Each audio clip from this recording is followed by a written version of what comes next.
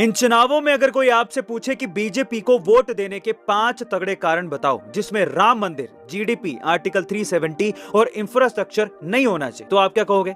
मैं आपको बताता हूं। पहला, साल 1995 में आया मुस्लिम वक्फ बोर्ड एक्ट। अगर वक्फ बोर्ड को लगता है कि देश की कोई भी जमीन उसकी है तो कानूनी तौर पर वो जमीन वक्फ बोर्ड की ही हो जाती है। और अगर आपको ये जमीन वापस लेनी है तो आपको हाई कोर्ट या सुप्रीम कोर्ट नहीं बल्कि वक्फ बोर्ड के कोर्ट में जाना पड़ता है। दूसरा, पीसीटीवी बिल जो 2013 में आने वाला था, इसके तहत अगर देश में कहीं पर भी कोई दंगा हुआ तो आरोपी हमेशा मेजॉरिटी यानी कि हिंदू ही होगा। तीसरी वजह, भारतीयों की विदेशों में बढ़ती साख, जिससे हम भारतीयों का नाम अमेरिका और रूस जैसे देशों में इज्जत से लिया जाने लगा है। चौथा, मैं भारत में रहता हूं और भारत में रह के ही सनातन धर्म का अपमान मैं नहीं देख सकता। पांचवा, पाकिस्तान नहीं चाहता कि बीजेपी चुनाव जीते, और जो मेरा दुश्मन देश चाहता है वो तो मुझे हरगिज नहीं करना, क्योंकि इससे हमारे देश का ही नुकसान होगा।